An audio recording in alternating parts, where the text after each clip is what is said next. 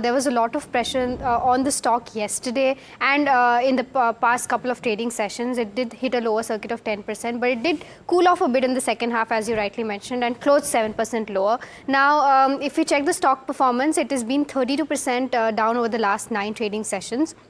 And it's seen the longest sell-off since February 2022. Now, in terms of the stock performance, it's been down in 8 out of the last 9 sessions, and it has lost over 21 lakh crore in terms of market capitalization in these 8 out of 9 sessions. Now, despite the correction, the stock is up 5x over the last 2 years and 8.5 times over the last 3 years. This is despite of the 9 sessions of correction. Now, what is not working for Kalyan Jewellers? Couple of reasons. Margins under pressure. Return ratios are one of the lowest that are being offered in the industry right now. In terms of the Q2 FY25 profit and EPS, it's been lowest in the past 6 quarters. Valuations versus peers are still expensive despite the correction. Now, in terms of failed attempt to clarify investor concerns, they had a call, but it seems like investors are not very convinced with respect to the clarifications given by them. Concerns over corporate governance and inventory overvaluation is also one of the things that is overhanging on Kalyan Jewellers. Now, management has dismissed concerns over corporate governance and investor call, but it seems like the street is not very happy about it. Moving on to margins being under pressure, the FY25 trailing 12 months margin is lowest in the past 7 years, and Q2 FY25 margin is lowest at least in the last 13 quarters. So margins remain under pressure. Now, this is of course on the back of couple of reasons. The first one being contribution from franchisee stores versus company owned stores is impacting the margins. The company is moving towards the franchisee model. Franchisee stores generally have a lower margin, and right now franchisee store is almost 33% of their total revenues, which is why margins are being impacted and are seeing correction.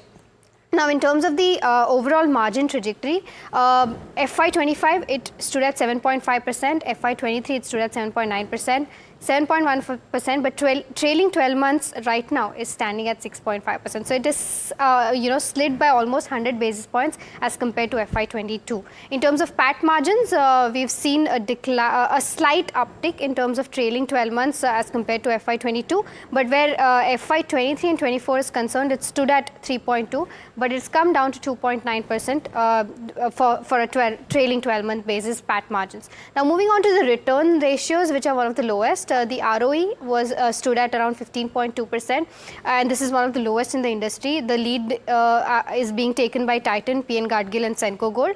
With respect to the ROCE, the ROCE also we've seen that it's highest amongst in the industry, but with respect to the steep valuations, we are seeing that PE for Kalyan Jewellers stands at 98 times right now, and this is trailing 12 months PE. Titan is at 91 times almost, PN Gadgil at 53, and Senco Gold being the lowest one at 39 times. So Kalyan Jewellers is amongst the most valued and it is expensive as compared to its peers. Now, in terms of what the management has guided with respect to growth, they're saying that the same-store sales growth targets will be between mid to high single digits. The return profiles, they've said that it will accelerate the ROCE from current levels.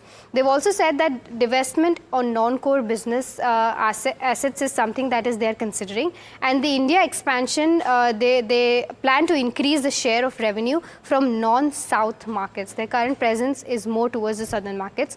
One of the things that has been delayed is the US store launch, which has been delayed due to regulatory approvals. This is kind of an overhang on the company in quarter 2. Of course, we'll wait for quarter 3 to see the updates with respect to that.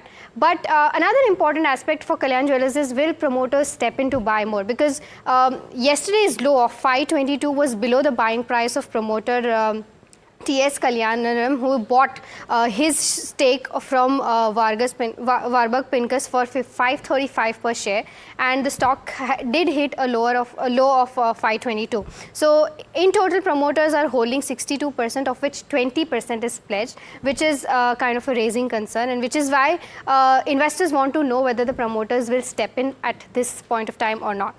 Lastly, key questions that need to be addressed. The first one being, is it the only profit booking after a rally, or is there there more to it? Second one being, was a market expecting a better Q3 FY25? The Q3 business updates were strong, but was the market expecting a better one? The third one being, is the guidance lower versus expectation? And the discrepancy between actual versus expectation is causing the sell-off. And will online players put pressure on market share of Kalyan Jewellers?